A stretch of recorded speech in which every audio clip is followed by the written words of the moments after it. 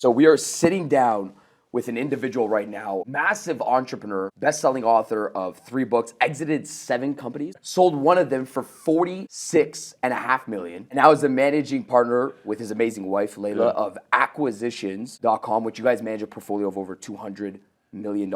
Yeah, right now we have 10 companies that do about $200 million a year. Wow, insane. So my audience watches, they know I don't collaborate with a lot of salespeople. Now, when I watch you, bro, your stuff, it makes so much sense and it's so digestible. You'll hear a lot of sales trainers and it all sounds the same. My first question is this: where the did you study sales, bro? Like, who was it from? Where did it start? Who did you start? Was it Brian Tracy? Where did you learn from? So really interesting. I actually only learned about the sales world after I'd already done 4,000 sales.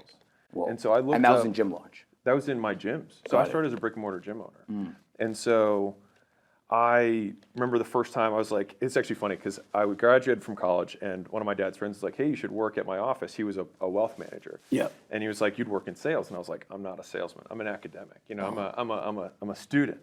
And he was like, all right, man, whatever. And so I ended up getting into fitness. And then as soon as I opened my doors, I was like, shoot, how am I going to get money? I was like, I got to get these strangers to give me money. And then I guess that's when I started realizing I had to sell. And so all of the sales that I learned was literally face-to-face, in person. So I was very fortunate that I learned how to run Facebook ads in 2013. So really, really early to Facebook ads. And so I was able to get leads really cheap. And so for basically like 4 or 5 years, I took 20 in-person consults a day. And so I got a lot of reps. And so what ended up happening is I started developing my team, is that I had more and more locations, and I closed at such a high percentage, also just because I got more reps than anybody else did, that they would just start stacking. They would stack like a week's worth of sales for me, and I would go to like La Habra one day and do 25 sales, and then I would go to my La Mirada location and do 25 sales, then I'd go to Huntington Beach and I'd do another 25 sales, and so. And you weren't training at this time; you were just doing them, just going with the reps, just learning. Yeah, just selling. Yeah, just selling. But you weren't like listening to sales training or anything. I didn't even know that world existed. I didn't know the whole world existed at all. Got it. I only found out about it when I wanted to scale my sales team. So I had 6 gyms, I sold those, and then I started doing gym turnarounds. So I started, because I was really good at marketing and sales for the gyms, and so I was like, man, I would fill my gyms up so fast that I was like, I honestly just need gyms to fill up so I can do more sales. Right. And so then it was like, well, I'll just find empty gyms and say, hey, let me sit at the front door, I'll fill it up, and that way I had all this capacity I could sell into, and we would get 30 to 1 on our ad spend. And so I'd spend $1,000 or I'd spend 10 grand and make a lot of money in 30 days. And so I would average about 100 grand in cash collected in 21 days of me just sitting at the front of a gym. And I did 33 turnarounds over 2 years, just basically doing that model. And so it was just like Alex with a fold-out table and pens and contracts, and I would just hold court. And I would set as many I'd set 3 appointments an hour, or every 30 minutes. And 2 out of 3 would show, and sometimes 3 out of 3 would show, and sometimes 1 out of 3 would show, and I would just do the same pitch over and over and over again. And so I'm sure that once you start breathing the script more than you start knowing it, and then I think you start realizing how people work. And what was interesting is that the sales training that I had when I started doing the turnarounds, because then I was like, you know what, if I can do one of these, if I had 10 guys, then we could do 10 turnarounds a month. Like that'd be crazy. And so I scaled the sales team up to 8 guys at the time. And each of those guys was now taking 20 appointments a day at different gyms across the country. Got it. And the sales training that I had for those guys was like 60 minutes, the whole thing. Right. And it was because it wasn't like I was trying to sell sales training. I just needed them to close. And so it was just like, when the person walks in the door, this is what you say. You say, hey, you want to see the world's shortest tour? And then you walk into the gym and you turn around because they don't care about the tour anyways. Right. And they get a laugh. And then you're like, awesome. So what brought you in today? What's the thing you're struggling with? And so what would happen is like right off the bat, if someone said something like, I just wanted to find out more information. I'm like, you just opt into lots of different stuff, getting information, or you're trying to solve a problem. I was like, I'm assuming you're just not trying to get information for lots of things. And they're like, oh, well, I'm trying. But the thing is, if you don't confront that, then later they're like, well, I just wanted to find out. But if you get them to admit the problem, then it's like we can move forward in the sale. And so basically at every one of the 6 or 7 key questions that we had in the sale, it's like, here are the 4 or 5 offshoots that people are going to throw at you that we need to make sure that we handle. Right. And so when you mean offshoots, you mean objections. Yeah, sure. Exactly. Got it. And so I just want to make sure that people were handling those things, because it's like, we have had this one conversation more times than anyone else has. There is no way they should be able to say anything that we have not heard before. Right. So you have no excuse to be unprepared for anything that Susie says when she comes in the door. She's going to say she has to think about it. She's not sure if these workouts are right for her. What if it doesn't work for her body type? She has low thyroid. She has to talk to her husband. She has to look at a couple other gyms. She wants to have time to make the decision. She doesn't have the card she wants to use. It's a little bit too much. Like, there's not that many things, right? There's not that many things that she's going to bring up. And so we just need to know how we can thoughtfully walk through that without seeming like hardcore sales. And so, like, my whole objective was to teach people to close, not to sell sales training. And so all the stuff that I've had that I talk about now is just the stuff that I use to train my team.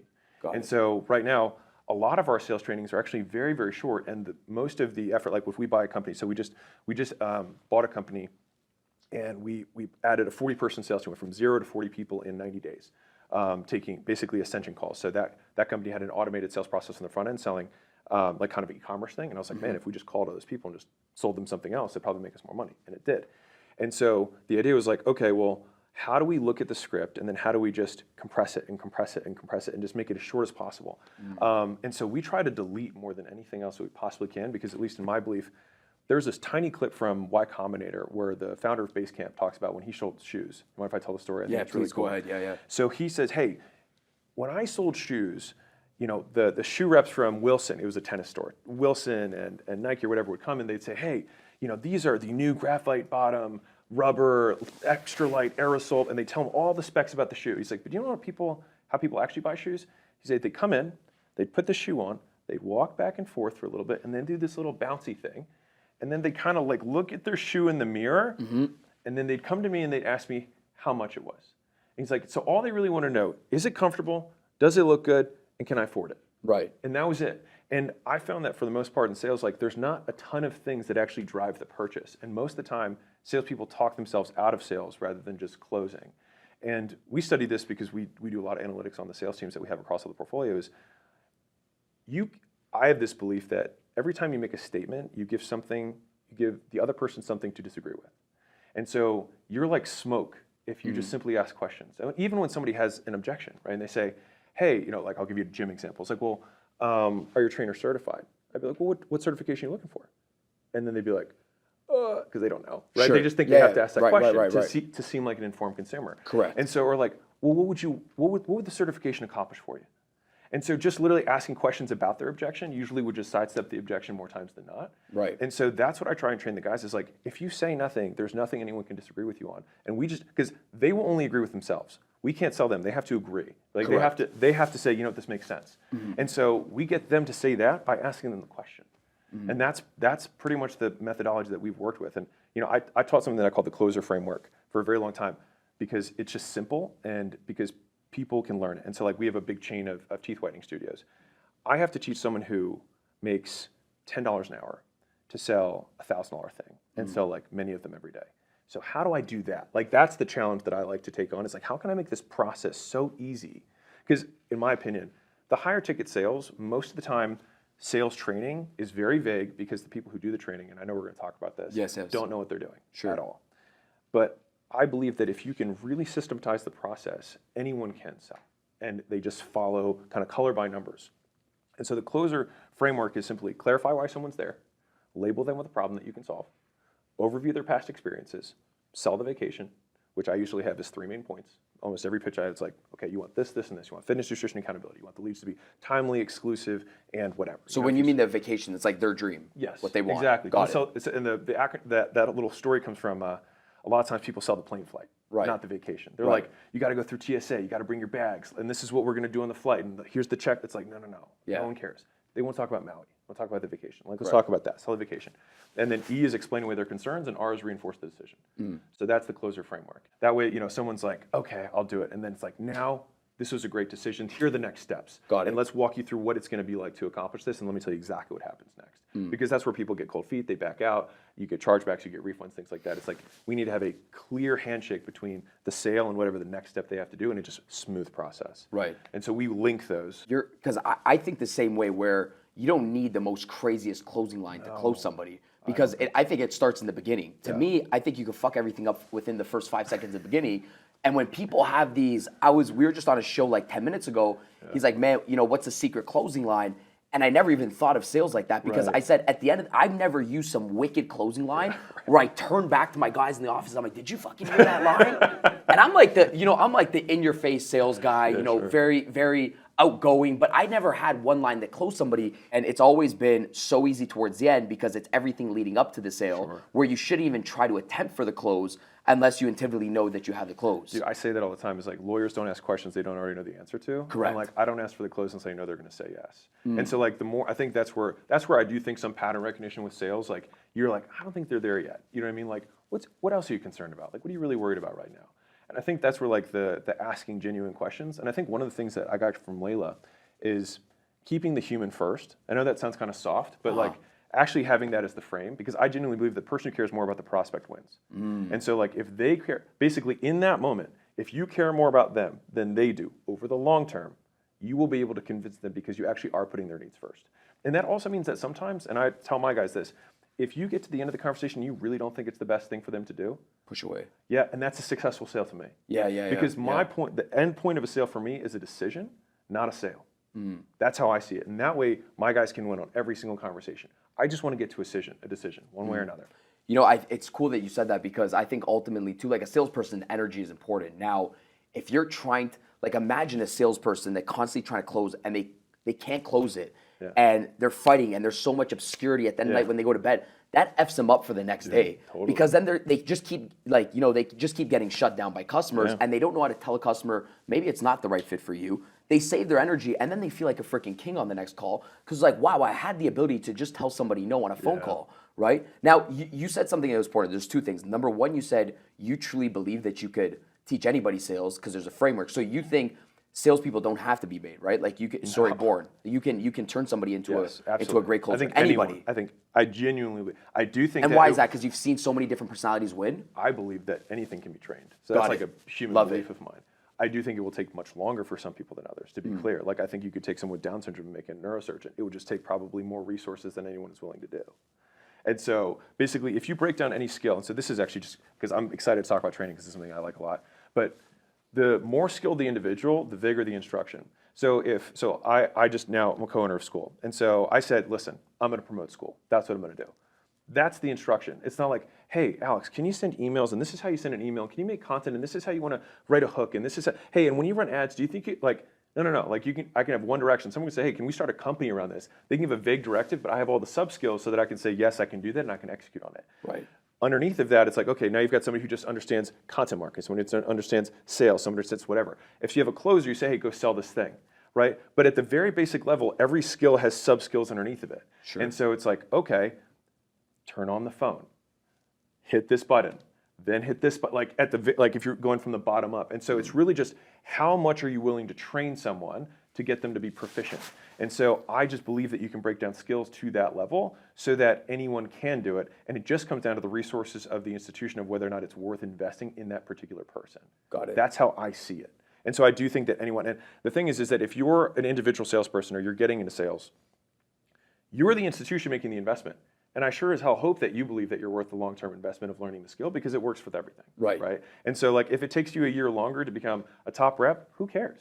Yep. That's how I see it. Like maybe some guys can do it in a month. It might take you 2 years. Again, who cares? Yeah, I think people come in with building blocks, meaning like if I were to come in and do a sale, I'm gonna succeed a lot quicker because my building blocks, and it might not just be building blocks from sales. Like sometimes you could see the building blocks from somebody saying, oh, okay, this person was in sports. Sure. That means they're gonna be a lot less emotional to when somebody says no. They come in with a bigger building blocks than maybe somebody that wasn't in sports. Yeah. So you have to look at all those on the learning curve. But two things. Number one, when you said investing into people. So I'm going to shift this now more into a leadership and training conversation for a second. Yeah.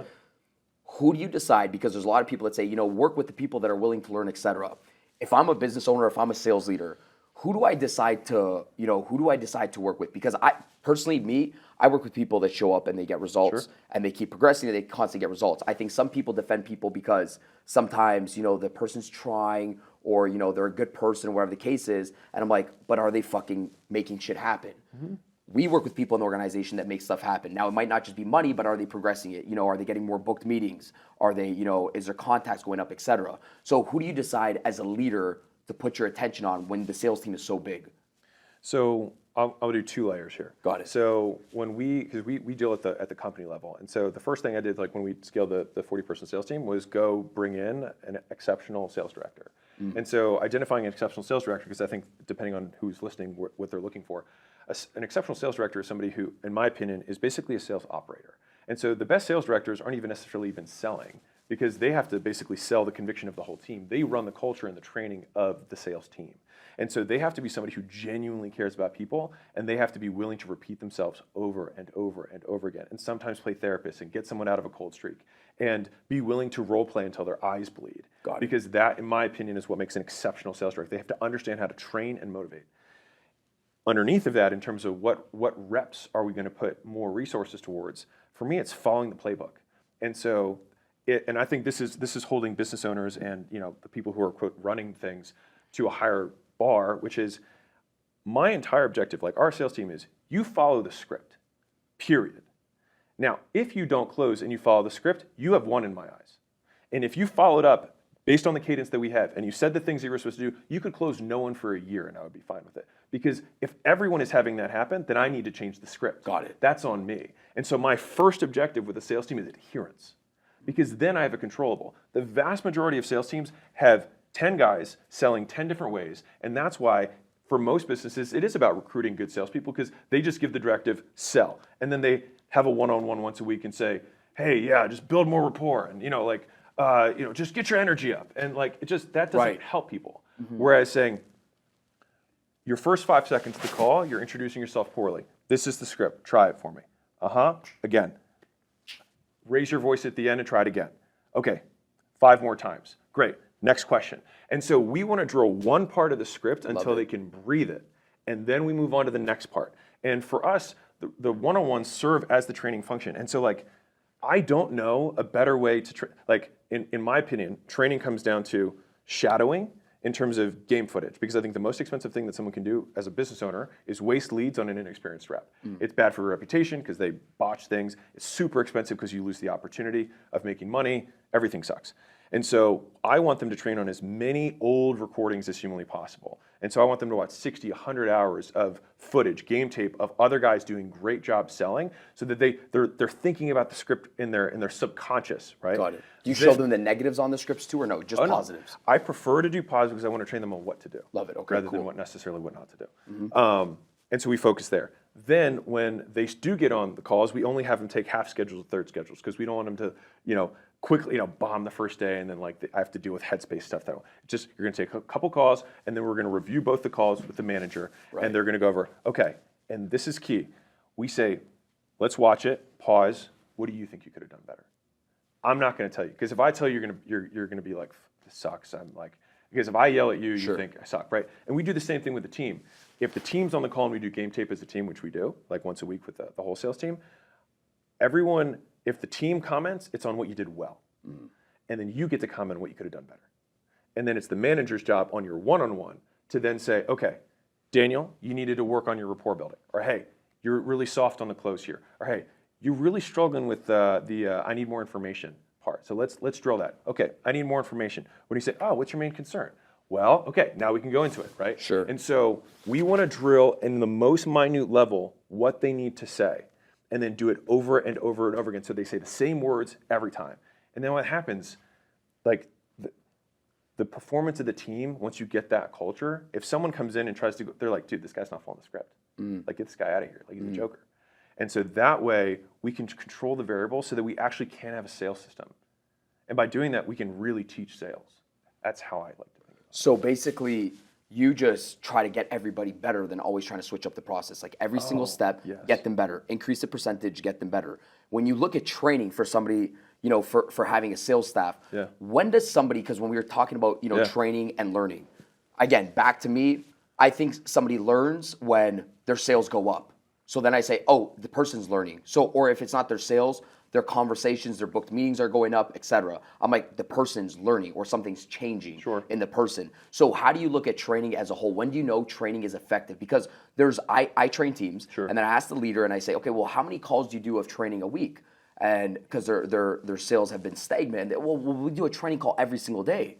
And then I step back and I say, well, maybe training's not fucking working what you're training them on. If the sales are staying plateau or they're dying, then training isn't working. Training indicates that sales have gone up or the results have almost changed inside of sales. Yeah. So how does an effective training model look like in your eyes? So I just want to use the word learning just for sake. Yes. So I define learning as same condition, new behavior. And so that means same condition, the phone rings, new behavior, you use the right script or you say something different, right?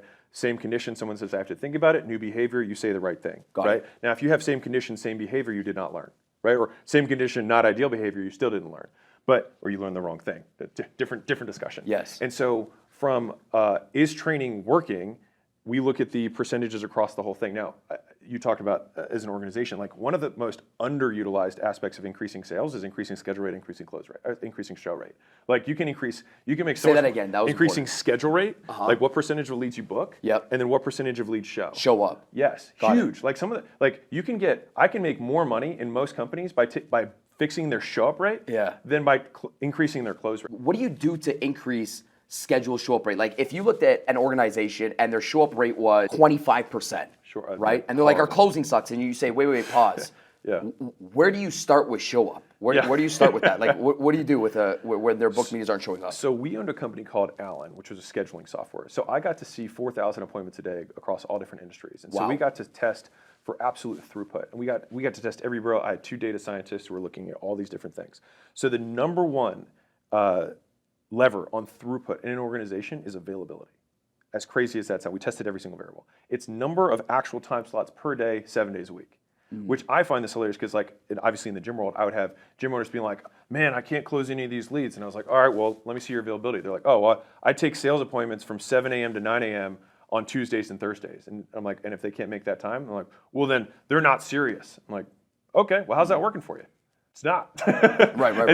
And so the thing is I tell this story about Layla. She was trying to get like her eyebrow something, whatever she does. And she was in LA and she called a spot and they were like, we have a time in a week. She's like, doesn't work. She called the next spot. We can see you in 4 hours, called the next spot. And they're like, I can see you right now.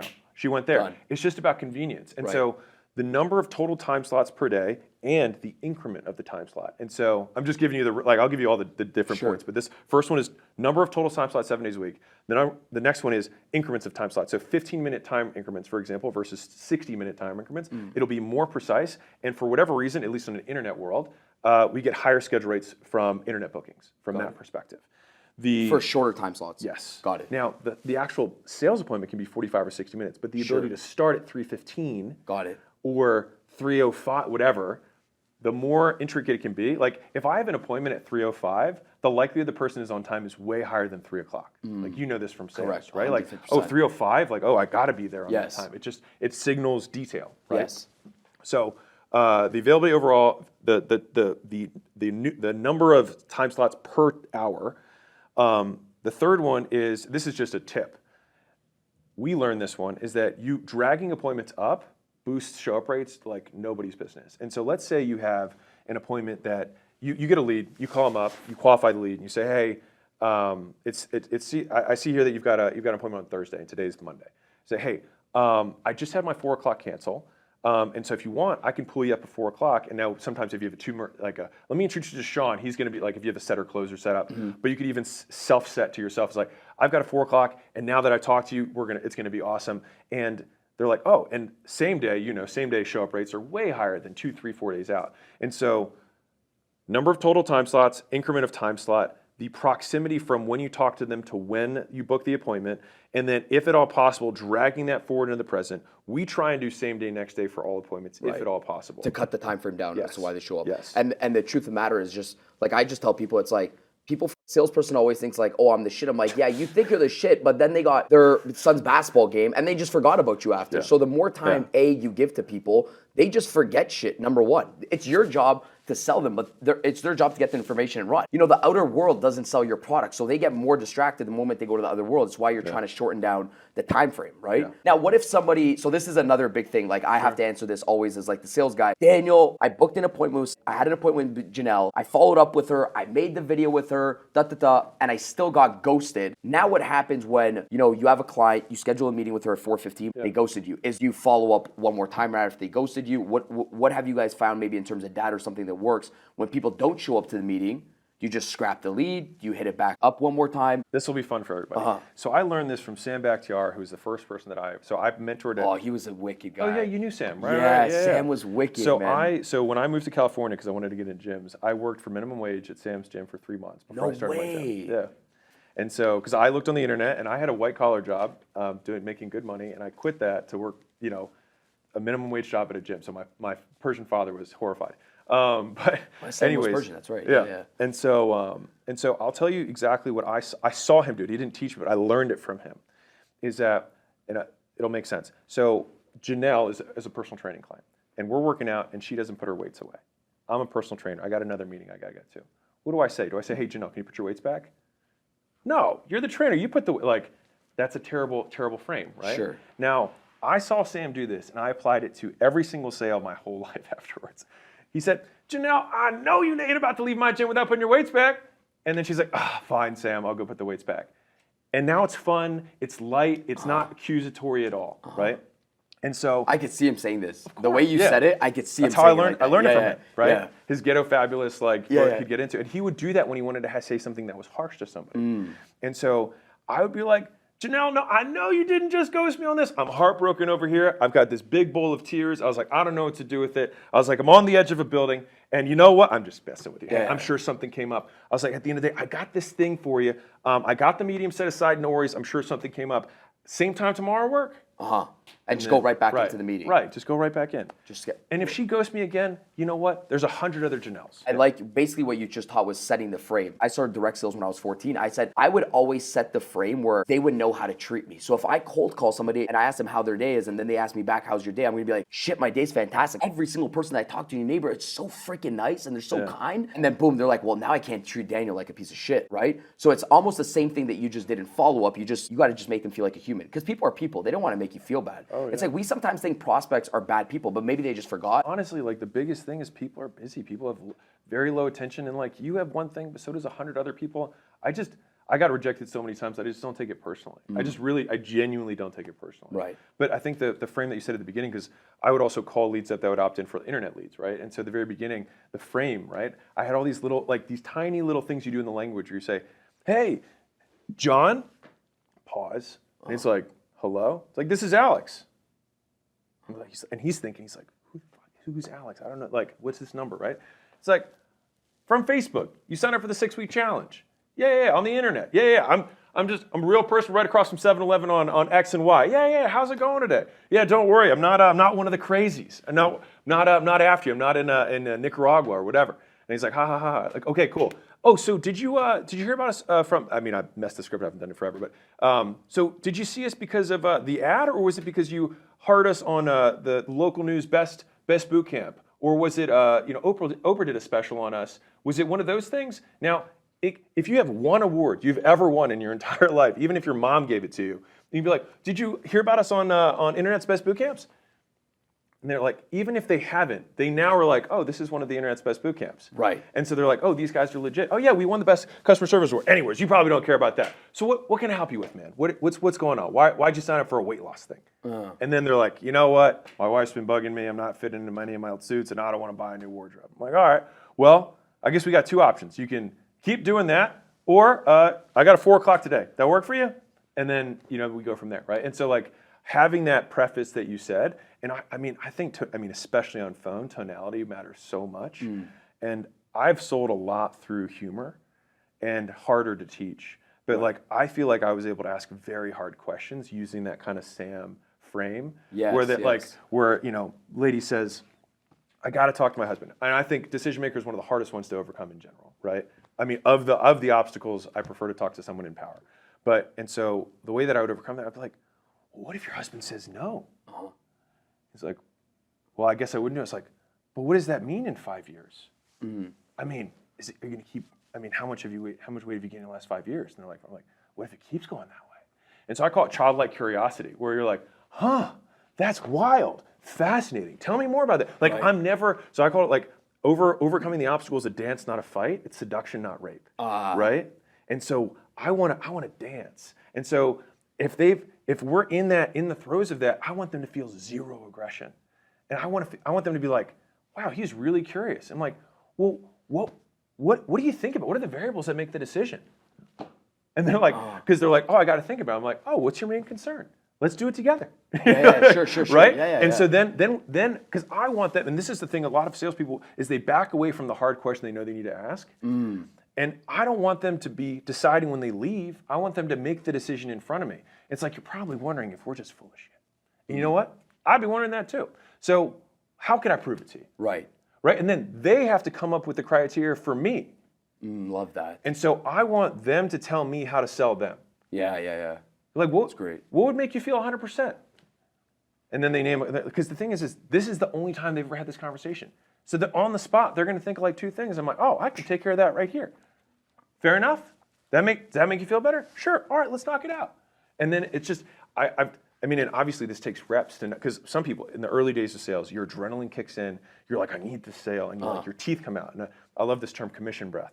It's like you start having commission breath. Right. And then everyone goes on defensive because you sound like you're selling.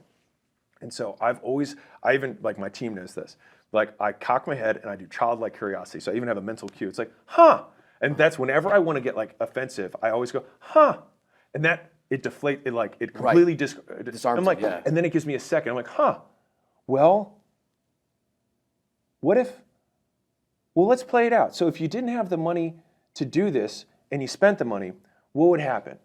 And they're like, well, I wouldn't be able to afford groceries. And I was like, well, I guess the weight loss problem will solve itself then, right? And then you get and they're like, it's like, no, let's play it out. Well, I mean, have you ever bought something you've ever been like, man, that was a lot, but you're still here, right? You're not homeless. Okay, so how important is this to you, right? And so you can sidestep these things, I think, with a lot of tone and being able to. Even your body language, the way you just did it. You can sit in the pocket. I want to be able to sit in that spot where people are uncomfortable, but make them feel comfortable so that they can actually be honest with me. And then to your point of like, what's the one zinger?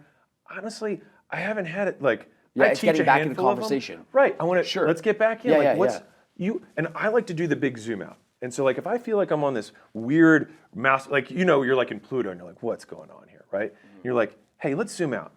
You're trying to lose weight. We sell weight loss. What's getting in the way here? Right? And then they're like, I just don't know if it's actually going to work. And I'm like, that makes sense. That makes you like every other person who signed up and then was successful. Because if you know what, if you didn't think that, I'd be worried about you. Because if you thought 100% you were, because then I'd think you'd have false expectations. It'd be a lot of work, right? And then all of a sudden it's like you're confirming their suspicions rather than trying to battle them. And so I think a lot of people try and like invalidate what someone's feeling about the decision rather than actually leaning in. Because it's kind of like Eminem when he in the rap battles where he owns all of his negatives. It's like I want to say, yeah, you're right. This is super expensive. It's going to be really hard. You should still do it. Like, right? Because then it's like all of those things that they want to give as obstacles, I agree with, and then still say that's a great reason to buy. Yeah, I threw myself under the bus first. Now you can't shit on me. Right. Sure. Person on the other end almost expects, especially when they know it's a salesperson, they expect a certain pattern from a salesperson. Meaning, you're the salesperson, Alex, and I'm Daniel, the prospect, and I say, yeah, I just don't have the money right now. My pattern is now, once I tell you this, I'm thinking for you to be combative, for you to argue with me, and be like, well, that's the exact reason why you should buy it. Do it right now. And like, to pressure me, I'm expecting that pattern response. I tell people, I'm like, whenever somebody gives you an objection, do the opposite of what they think you're about to respond to. Like, they expect you to combat with them, be argumentative, try to close the deal right away, smile, like just give them a smile, laugh, be like, yeah, no problem. Even just like wave it off. That's not even a worry. Don't even worry about it. Drop their shoulders, because now they're like, wait. Salesperson, malfunction in my head. This person was supposed to argue with me, and now they're not arguing with me. They're almost like agreeing with me. They're acknowledging it right now, and they're on my side. This is weird. And you can't disagree with someone who asks you a question. It's the number one thing when you're in the high pressure situation is I want to make no statements. I don't want to do any commands, and I don't know any statements, because there's nothing they can disagree with me on. So if someone says, I don't have the money, and sure, we could say, well, it's about resourcefulness, not resources. Like we can go through all these things, but like when I really get down to it, I'm like, well, man, like that's tough. So what right now are other priorities for you? Because like I want to make it work for you, but if it doesn't work, it's fine. But like, because at the end of the day, you're going to have X amount of dollars, right? Okay, and you're going to vote with your dollars about the things that you care about. That makes sense, right? Okay, cool. So the question is, what are you voting for that matters more to you? And if it's like, I got to pay rent and my wife, we've got a baby on the way, I get it, dude. I get it. Maybe this isn't a priority right now. Maybe it will be in the future. But the question is like, how long do you want to not be able to get the things that you want in your life when you really want them? How long do you want that to be a problem in your life? That's if I was selling a sales training. Sure, right? sure. And so then it's like, but now like I'm back to question asking, right? And so rather than being like, to your point, like, well, that's the perfect, and I think the tone matters so much. Like if people, and this is why role playing is so important, because if someone has said this to me 100 times and I know exactly what I'm going to say to respond, I don't have adrenaline because I start saying the words before I'm even thinking, because I can be present, not trying to remember what I'm going to say. I can be looking at the person. Right. And that's the whole, like Layla's whole frame of like human first. Like if I actually really cared about this person, how would I talk to them? Like if it were my mother and she really did want to lose weight and she really didn't, and she said, I don't have the money, I'd be like, well, what else are you spending money on? Like, I mean, to be clear, is this important to you? Because if it's not, like, I'll stop right now. I'm not, like, I don't want you to do something you don't want to do. It's like, I like to set that frame overall. And I'm like, you can even, like, you do it subconscious. Like, I'm leaning back, I'm doing this. Right. It's like, hey, I'm exiting. Yeah. And so I mean, I tell this, we have a lot of little isms, but like, we always want to sell from our back foot. I never want to be leaned in. I always want to be like, if you want it, I'm here.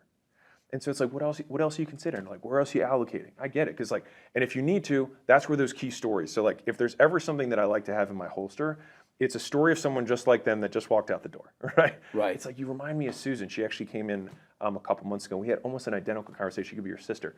And we got to this point in the conversation where she actually was struggling with this. And so I was like, how important is this to you? And she was like, it's really important. And I was like, well, you're a single mom and you got 4 kids. And I was like, I get it.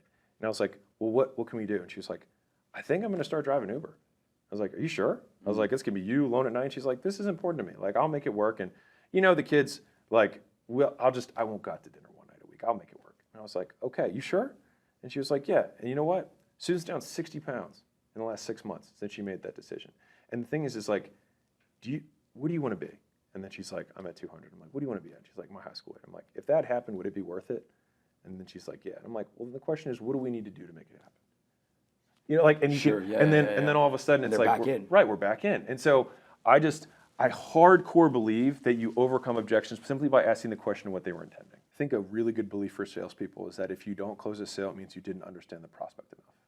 Because if you literally knew every single thing about a prospect, like you were God and you knew every single thing that had ever happened to that person, you could close them. And so simply having the frame of curiosity, which is probably the number one thing I teach our guys, is like, you have to genuinely be curious. And so it's like, that's why the first question is, what brought you into it? Clarify why they're here. Yeah. Right? Yeah. And like, what have you struggled with? Why did that suck? Okay, that's good for me to know. What else have you done? Okay. What are the things that, and we just walk our way through this. Yeah. And that's what I try to get us out of any combat. There's a movie with Mel Gibson. It's called What a Woman Wants, right? Yeah, right. And I always tell salespeople, I said, imagine you were like Mel Gibson. He gets shocked and he's in the minds of every single lady. Every single lady's like, oh, he smells like this. Oh, I don't like the way he's kissing me like this. That's sales. You want to understand what your prospect is going through, because then sales becomes so freaking easy, right? But when you try, like, that's why I said it's like you want to understand people, and then servicing them is a no-brainer. Let's get back into this. Yeah. So we were talking about teaching. I know, because I can wrap up with you about sales all day. I can go 4 hours here. But you were talking about teaching and learning, right? Yeah. Sales. So you said somebody comes in with a condition. They know something. The behavior changes, and then what? Then are the results supposed to go up if the behavior changes? Is that what you've seen? If we have the right activities that we're telling them to do, correct, because we have that right, then outputs will occur. Like we will increase output. Period. And our whole goal is adherence, is that when this happens, you do this. When this happens, you do this, which means you have to think out way more. And this is what I think most sales leaders, most business owners don't do, is they have 3 guys and they're like, yeah, Dan closes at 35%, Johnny's at 20, and Sam's at 10, and he's really struggling. And they all follow different scripts. And the thing is that the owner doesn't know anything about it. Right. They're not close enough to it. And all 3 of their calls, all of them, even amongst themselves, sound different. Right. And so if you have no process, you can't improve anything. Like literally, it's just shouting into the wind. There's no point, because if you say, hey guys, we're going to do this, they're already not following anything. Right. And so our whole objective, if we're going to take over a sales team, is everyone follows this script. And if it blows, it's on me. You guys can close nothing, and I will guarantee your pay. Right. You can close nothing, as long as you follow. Yes. And then together, we will do this. And then the whole team rises. Love it. That's how I like to do it. Because then also, I like team incentives rather than individuals. Get more into, I want it to be us versus them, not me versus John. Got it. I want them to help each other out. Because if you're feeling you're competing against someone on the leaderboard in order to get the big jackpot at the end of the month, then I want you to fail. Like it's my incentive. Like I have zero incentive for you to get better. So say that when you said you like team incentives, I want you to talk about. I know I have a lot of sales leaders listening. What's a way to influence output in a sales team the right way where people keep working and there's competition, whatever the case is? And I think there's a lot of ways to do this, to be really clear. So I'm just saying what we're doing is we like to have a pot that if everybody hits over this, then everybody gets some. Love it. Right, but now everybody's like, shoot, Johnny's low. Johnny, let's drill, and we can all get paid. Right, and then that way again, it's us versus them. I want our enemy to not be in the ranks. I want it to be outside. Let's put those guys out of business. Those guys are ripping off customers. They're doing a terrible job. Let's outsell them because we want to make sure that every prospect who's in their pipeline comes to our business because they're going to get robbed over there. Got it. Like that's what I want. I want the team to be together. That. Yeah. I don't want us to be I want us to be in the trenches side by side, not against each other. Yeah. And that was something. I mean, it took me a long time because if you look at some of my older stuff, I was like cutthroat. You know what I mean? I was like everybody has to kill each other. You know what I mean? Yeah. But I think I've shifted that over time because now we have bigger and bigger teams. We make more money, and I think it creates a much better culture. Do you think competition's healthy within a sales team? Like, do you think to If you what can do extent? with, But are you like, enough? Alex, bro? Are you competitive? Forget the money. Like, do you love winning? Sure. You love winning, right? Do you have my phone? Like you don't like losing to people. No. It's not even the money aspect. So just win. Love that. You guys can see this, right? Just win. Yeah, I love this. I love this because like everything else fucking follows. That forces you to be the best. That's it. Just win. I think every salesperson should just want to be the fucking best inside the organization. Absolutely. Yeah. Right? And I think that comes in the recruiting. It's like I want to bring killers in and I want to have a culture of killers. How do you know who's a killer? Is there identifiers, like a recruiting philosophy of who's the killer? Like who's that guy has it in them. Is there a story that they tell you? I have an 18-year-old who's on the team right now, on my team, 18. And he emailed every single person in my company and reached out to them and had a personalized like cover letter for every single person about why he would be an excellent add-on to our sales team. And the day he turned 18, he officially applied. And then I was like, how's this kid not going to be here? He beats me to the office. Right. He's here at 6. He leaves at 6, and he does it 7 days a week. And I'm like, dude, you should take the day off. And he was like, wow. He's here. He's here to win. And so like when you have that culture, like that, everybody, all the other guys are like, shit, I got to step my game up. Yeah. And the thing is, the hardest part, this is my belief on this, is that the first 3 to 5 hires that you have for sales are so important because they solidify the culture. And I define culture as the series of rules, spoken or unspoken, in an organization.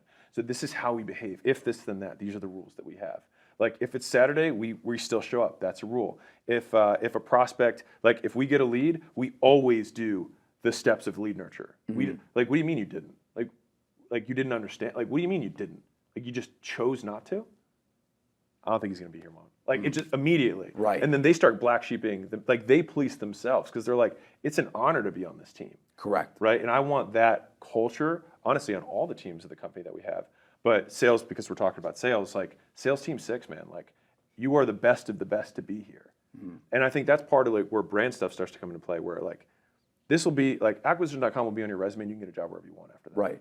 Right. And so they know, especially if they come on Alex's sales team, that people are gonna be like, what are all the secrets? But the secrets are all the fundamentals. And I'm such a big advocate of this. It's like there is no such thing as, quote, advanced sales. It's advanced salespeople literally never don't do the basics. Right. It's the consistency of doing the basics. And the way, so we have isms, but like simple scales, fancy fails. That's one of our little internal isms. And so like, in order to have a sales system, the reason we delete so much is because we can only pay attention to a handful of things, like just from the attention of the team, the attention of the manager. And so we just want to make sure that the things that we are focusing on, that everyone does always, all the time, every day, are the things that matter. And that's it. And so it's like, did you follow the script? Did you follow up? Did you work the lead? Did you make the offer if they were qualified?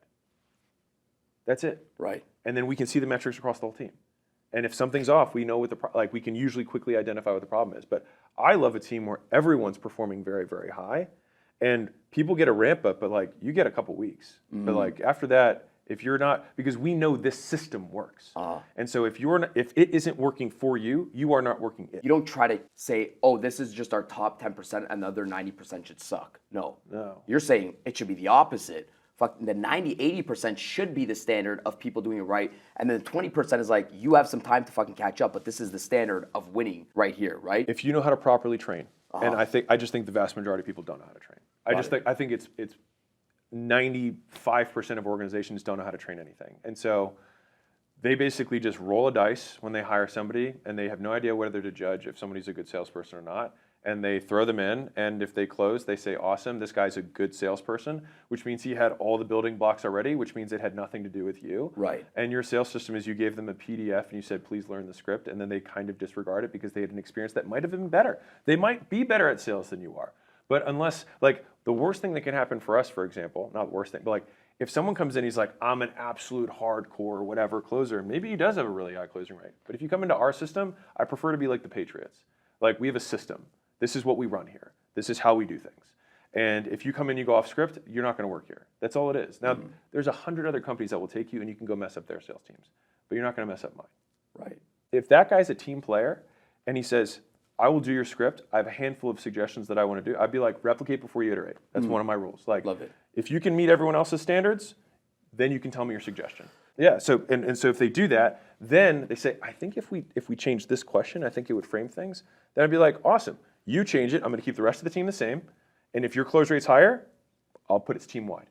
And that's how we iterate. So like, we'll still keep the whole, like, because you have to test it. I mean, I always like to test things in scale, scripting, whatever.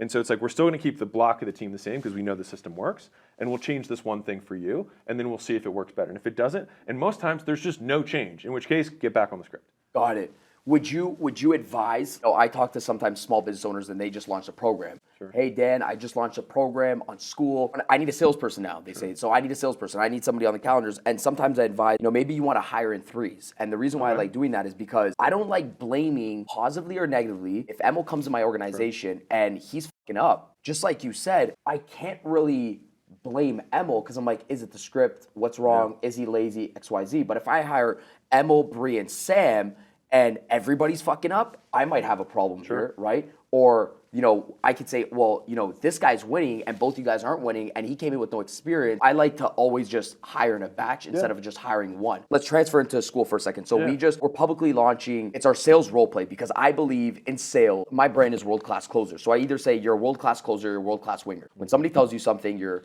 objection response changes every single time and you're just freaking winging it, right? Yeah. I think role play is so important. When you see LeBron James take a Game 7 winning shot, he's done it a million times in the gym. He makes it seem so freaking easy. Just like you said, you don't want to practice, on your leads. You don't want to burn your leads. So we just opened up something called our world-class closer sales role play. So I role play with these individuals every single week over Zoom, me personally doing it for like 30 minutes, every single part of the script, right? So, and it's for every single industry. And now we're hosting it. We decided to host it on school. And when we soft launched it to our community, what I realized is, number one, the engagement's phenomenal. Through school, the engagement's amazing already. And there's only a couple hundred people right now inside of the platform. Why do you feel like school has the success it does right now? What's the key indicator why people love school right now? I like to use the analogy of 100 golden babies, no silver bullets. And so it's a lot of little details. And it's hundreds and hundreds of little details of trying to make it just that much better. And so even I was talking to Sam, who is the co-founder, and he was talking to me about like the live light. For like if someone's got a little green icon next to them. He's like, well, it sounds simple, right? You say, okay, well, if they're online, make it green. He's like, but what if someone's online on their phone and then they turn it off and then they're on their desktop? What if they're using multiple browsers? What if they have a tab, they have the tab up, but they're not on that tab? How long do I give them before I go from green to not green? Right? And then he's like, because the thing is, if I turn it off too fast, then people are going to feel like they're having a conversation, then it's over, but the person's still paying attention, they're switching back and forth. But if I have it too long, then they're going to be messaging me like, hey, where are you? Right. And so that's just like one iota of an example of all the details that exist within school to make it better.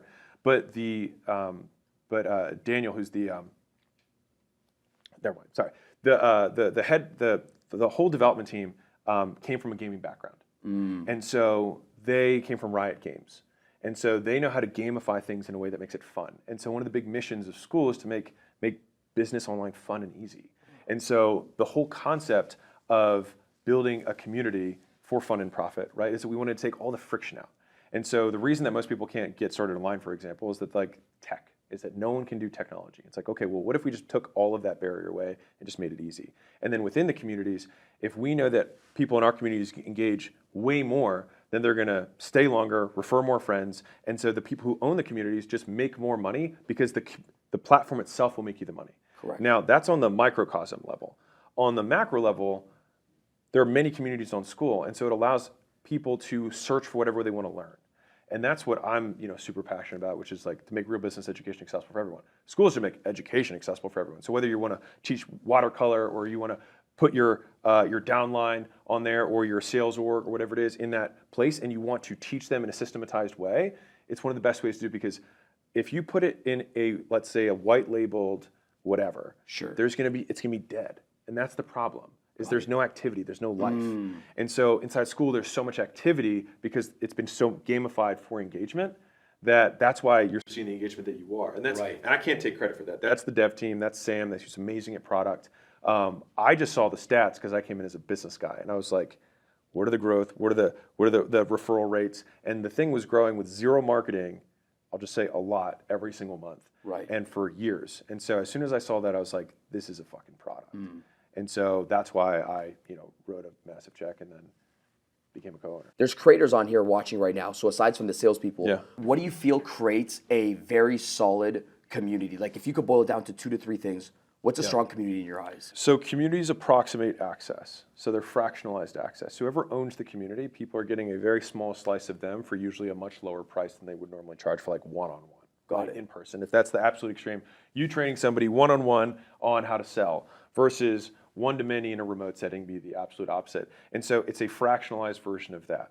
So how do we approximate access? So one is having a very simple value prop for the community, which it's about value per second rather than seconds of value. And so a lot of people want to build communities and say like, I'm going to stuff so much stuff in there. But then the number one reason that people cancel communities is overwhelm. And so that was a big finding for us.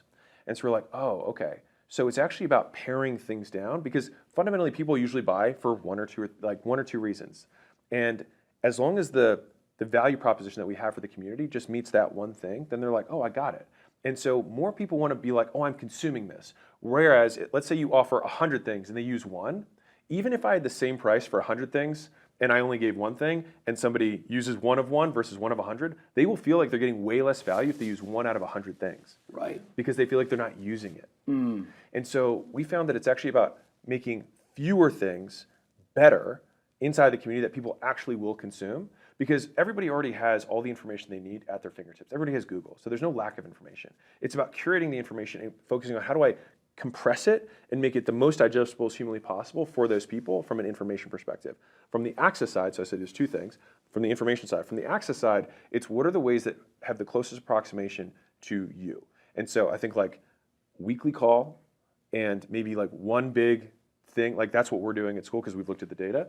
It's like I do 1 call a week inside of the community for school, and 1 day a month I do 8 hours of full training with the top community owners who won that month.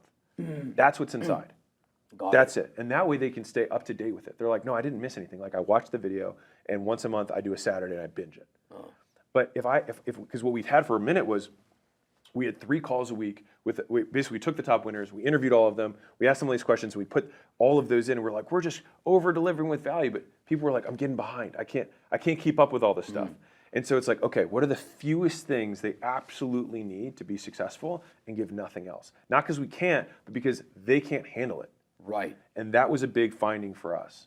And so it's about having fewer better things that even one of the things on its own, it's like that alone is worth it. Right. And so just the calls with Alex is worth it. Just the calls with Danny alone is worth it. The one 8-hour thing a month, my God, people pay $50,000, $100,000 a year for masterminds, and this guy's making more than those guys, and he's just giving it away. Right. That alone would be worth it. And so we want the few bullets of value in and of themselves to be worth far in excess of the price, that even if they only use that one thing, it'd be worth it. But we don't want to have a list that's this long. Right. We want to have a couple of core things that are the main reason someone buy. Are the shoes comfortable? Do they look good? And are they affordable? Smart, yeah. And that's the idea. So it's smaller things, higher usage. Yes. Make sure people are not getting intimidated by everything Yes. else. How recently did you just partner up with So school? January 9th is when we announced it, I think. That you partnered up with them, right? That's when we announced it. What's next for you inside of the business? Like, where are you looking to take school? I mean, we want to go all the way. We want to have a place where people can learn whatever they want to learn and teach whatever they want to teach, and do it inside of a community. And part of the reason that school even began was because Sam had a big kind of coaching business called consulting.com. Yep. And he saw that people would buy the training, they would log in, they'd watch 2 or 3 videos, and then they'd spend the rest of their time in the Facebook group. But the Facebook group sucked. It's like they would get sucked off. They'd have ads from competitors. The post didn't have any reach. So you have to have a support team to manage the fact that no one could get their questions answered because no one would see the questions. And there was no gamification and all these other things. And so he was like, is there a way that I can put the courses, the schedule for the classes, the actual community itself? Could I put leaderboards in place? Could I gamify it so that when someone adds more value to the community, they get rankings? And what that does is it encourages people to actually provide value. So this is one of the most ingenious things, is that because you get points for engagement, for your long-term status, you are incentivized to make good quality posts. Correct. And so that makes it lifts the overall quality of the community. And so one of the big benefits as being a community owner is that it's kind of like hosting a big party. It's not really about who hosts the party, it's about how good the people at the party are. And so if you curate the right atmosphere, like you don't need to be the coolest guy, you just have the right people in the room. And so one of the other cool things, probably my favorite feature of school, is like I probably write like one long form post in there, probably 2-3 times a month. Like I'm like, you know what, I'm seeing this common question, like let's crush it, right? And so I'll write a really thought out post, and that can actually go into the curriculum. And so you can write the post, see that it works really well, and then you can just tag it and associate it with part of the course or curriculum. Because a lot of people, and we found this out too, a lot of people just prefer to read. As much as there's lots of video stuff, sometimes video seems long, you're like, I'd rather just read the post. And people are more well thought out. Like when people make videos, they just ramble and blah, blah, but like when you write, you tend to be a little bit more concise with your language.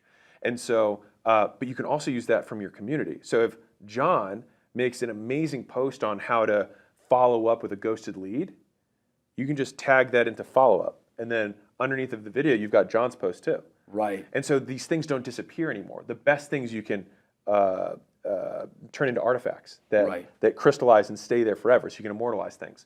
And I think that the best content that I've had, like in Gym Launch when we had the community of gym owners, like some of the best content that was there wasn't from me, it was from the gyms.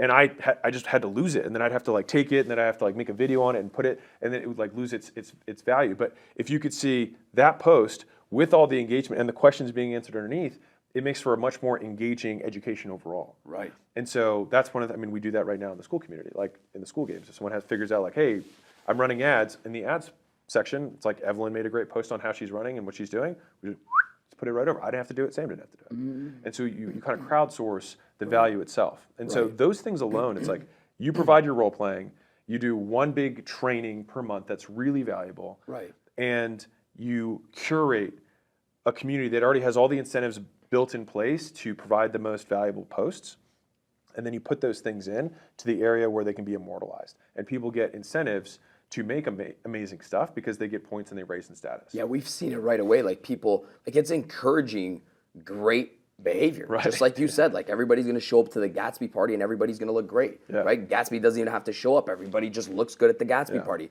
It's the same thing that's happening inside of our community. People, you're encouraging valuable behavior too as well. There's like, in some communities, you will see people, you know, talk shit and there's hate, etc. We've seen none of it. We've seen none of it. Like, I don't know why it might come. Sure, this is part of, you know, the internet, etc. But everybody just like came together as family. And it was like, Sally was helping John within like a matter of an hour. And these two people I know were completely disconnected. Guys like, man, how would you do this? And then everybody's answering on the post, oh, this is what I would do with this prospect, etc.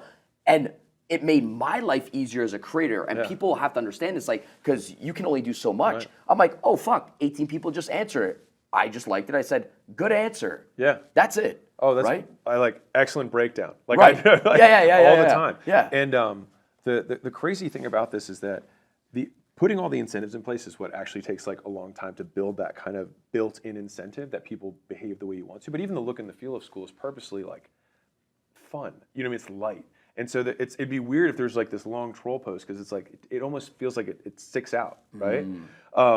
But to your point, the whole point for creators is we want to make it the most leverage for a creator to be able to host a community. And if you have thousands and thousands of members, you can't answer everyone's question. And one of the problems with Facebook, for example, is that if you make a post, or one of your customers makes a post, no one sees it because it reaches like 5% of people. And if it's not a good post, it just disappears into the ether.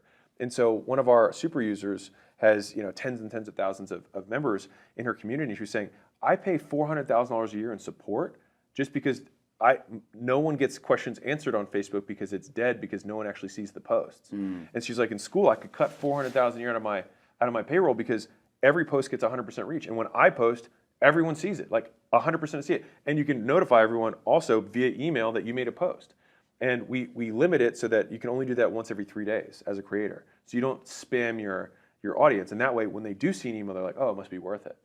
And so we've been able to test these cadences that like once every 3 days is a sweet spot where like you make something that's really valuable. Like, hey, I did this breakdown post, you should check it out. And you notify, which because you're an admin, you can do that, and then everyone sees it. For anybody to sign up, it's school, like in my community, for anybody to sign up, it's school.com. Yeah, /games. That's it. /games. Yeah, because in the games, we have a couple of extra fun things. I think it's a 14-day trial. I take calls once a week. We have an 8-hour dump that I do once a month of like huge in-depth training on all the best community owners and what they're doing to reduce churn, how they're pricing, how they're acquiring customers, what are they doing to make content, run ads, do outreach, do phone sales, some of them doing direct to the About page, how they're optimizing their About page to increase conversions, all that kind of stuff, like the in-depth tactics. And then there's just the community that's awesome. And I have a step-by-step training too, if like you're starting from 0 to 1 and starting. Is that paid or free? It's free for the first 14 days. And so I can get into games for free. Yeah. For the first 14 days. Yep. And cancel if I want to cancel. Yeah. Got it. Yeah, I like to make it back a foot. So I would get access, if I were to access games right now, I would get access to all the content in the past too as well. Yeah. I can use up everything. Yeah. Got it. The one stick for the big 8-hour unlocks, they unlock when you get 3 members into your group. Love it. Into your group, you said? Yeah, into your community. Because to join the school games, you have to be a school community owner. That's how it works. So you start a community, and in the school games, they teach you how to run communities. That's the school games. Right.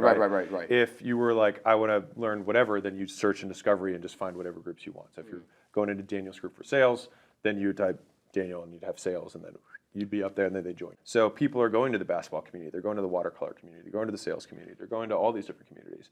And the nice thing is that this is where the compounding effect happens, is that if Susie has a watercoloring and John has basketball and you have sales, when Susie brings watercolor person in, they also see your stuff. And so the traffic and the way that the algorithm works is that the best communities rise in the rankings.